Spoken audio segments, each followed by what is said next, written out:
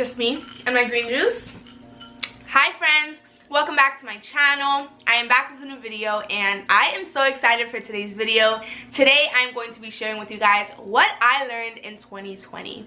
This year has been a really hard year in a lot of ways, but I also believe it's been a very growing year because, you know, it really is through those trials, through those challenges that we grow the most. So I'm really excited to share with you guys.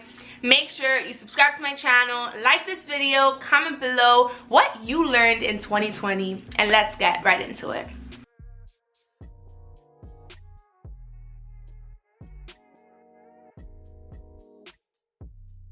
Okay guys, so the other night I was just reflecting on 2020 and what a year it was. And reflecting is something that I've incorporated into my life, whether it be for weeks, for months, for years. I feel like it's something that's really helped me understand what it is that I can be doing better, what it is that I'm doing great, and just reflect on what I've learned. So I was writing down all the things I learned in 2020, and the first thing I wrote down is to love and value spending time with myself. This is one of the biggest things that I got out of this year, because at the beginning of this year, I don't think I really knew what spending quality time with myself was, right? If I'm sitting in a room with you and I'm on my phone, I'm not talking to you, I'm ignoring you, I'm distracted, you would be like, this is not quality time. And I think so often we do that with ourselves. Like, I'm in the room with myself at all times, but do I ever really get in my thoughts and think about, you know, just like really spend quality time with myself, sit with my thoughts and journal and not distract myself? And that's something that I had to realize, and I really worked on this year, really spending time with myself, loving spending time with myself, because what I realized is, why would someone else value me and value my time if I don't value me and value my time? And I think that was one of the most important lessons that I learned in 2020.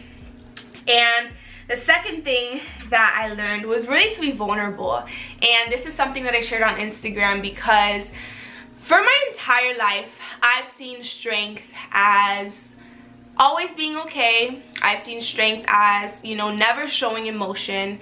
And through this quarantine and through so much work on myself and so much emotional healing, I've learned that really strength is admitting when you're not okay. Strength is being vulnerable, and it doesn't make me weak to feel. And that was probably one of the biggest things, because my entire life I felt like emotions meant I was weak, right? And so I always hid my emotions. I would never talk about my emotions or share them with anybody or show them. And I really learned I'm on a journey. Of course it's hard, right? Because 20 years of not showing my emotions and thinking they're a sign of weakness is not gonna go away in a few months, you know? But I feel like I really began to shift my perspective and be aware of myself. So now anytime I feel myself getting into that same mindset of no, don't share, keep it to yourself, I remind myself of what I've learned. Like, hey Roseli, it's okay to feel this way. You're not here to fix yourself. You feel sad? Okay, why do you feel sad? Okay, great, it's okay to feel sad. And I've just been learning that and just giving myself grace. Okay, so something else that I learned is that prayer is not a one-way conversation.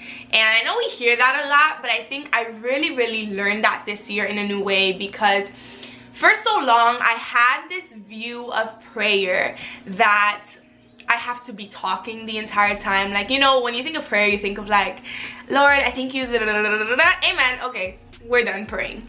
And I had to reframe my mind when it came to prayer, because it kind of became something that was really exhausting to me.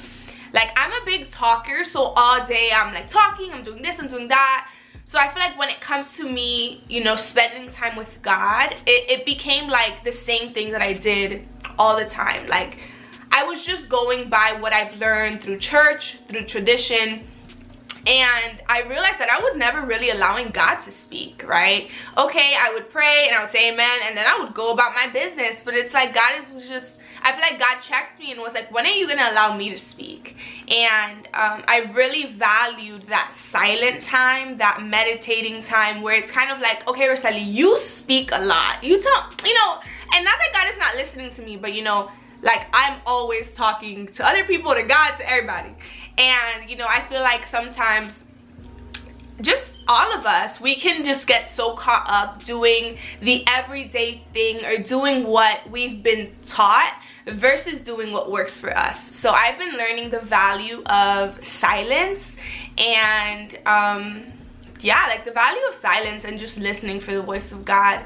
And obviously that doesn't mean it has to be audibly, because I mean, I'm not saying God can't do it. I'm sure God speaks to some people audibly. God does not speak to me audibly, or, you know, does not. He has not spoken to me audibly. But really, even that feeling of peace, of love, of understanding his love for me and his grace for me has been really valuable to me in this season. So the next thing I learned is that forgiveness is a process.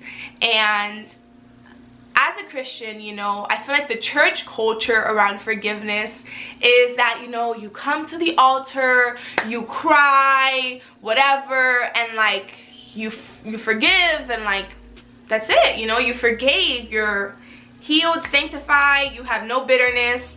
But the reality is that that's not usually what happens, right? Like, at least for me, I know that's not what's happened. And forgiveness has been a process of, you know, 20 years of damage, 20 years of bitterness, 20 years of so much unforgiveness. It's not going to go away in 1 second. And it's just been a journey. Obviously, as many of you know, I grew up, I don't even know if you guys know, but obviously I grew up without a dad. And even when it comes to other things, you know, we have unforgiveness towards other people for a lot of different things, right? But I've just learned to give myself grace, because as a recovering perfectionist, sometimes I want to rush the process, and you can't rush the process of healing. You can't rush the process of forgiveness. It's an everyday choice. And so I kind of felt like at some point in my life, I felt very like less spiritual, because I'm like, y'all, like, you know, I still feel a little bit of unforgiveness, like, Lord, like, remove it. But the reality is that it takes time, and it takes giving yourself grace, and it takes God's strength in you, because, you know, for me, it's been such a journey, because reality is that just because you forgave someone doesn't mean they're not gonna hurt you again, right? Like, you forgive them, and then they keep that same energy, and then you're like, wait, so now I have more unforgiveness, you know? So forgiveness is just a journey of deciding that I'm going to extend grace because God gave me his grace, right? But it takes time, and it takes intentionality. Alright guys, so something else that I learned in 2020 is how to implement and break habits through the book Atomic Habits, which if you have not read that book, oh my god, you need it in your life. It is so good. I was able to really learn how to implement habits. Like, for me, they were affirmations and journaling, and really reading my Bible being the first thing I do in the morning versus getting on my phone. I was able to break the habit of using my phone so early in the morning, you know, and setting those boundaries. I literally got an alarm clock, y'all, like an alarm clock, and I sleep with my phone on the total opposite side of my room. And it has been one of the biggest things for me this year. It may not be big to you, but for me, it has helped me so much. And I feel like when you do things that you are so used to and you breaking habits is really hard, and you're so proud of yourself for doing it. So I'm really proud of myself, honestly, for breaking that habit, and it's probably one of the things I'm most proud of that I did this year. So let's talk about the last thing. There's a bunch of stuff here, but obviously I'm not going to share them all with you guys because we would be here all day. And the last thing I learned in 2020, well, the last thing I'm going to share with you guys that I learned in 2020 is that if I'm not clear on my vision and my dreams and my goals for my life, I'll end up living someone else's vision and goals for my life. And I feel like this was so important to me, and one of the reasons why I implemented like writing my goals every day, because it's so easy to go about life with no clear vision for your life. And when we do that, we end up pretty much working to make other people's dreams a reality. And I really switched my perspective this year on that, and like I'm not going to be living for anybody else's dreams or anybody else's vision.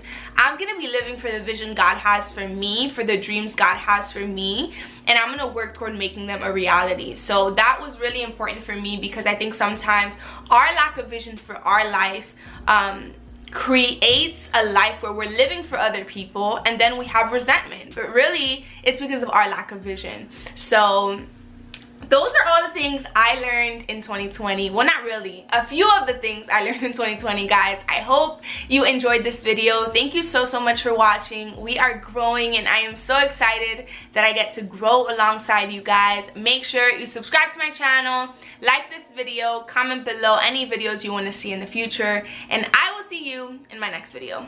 Bye. Mwah.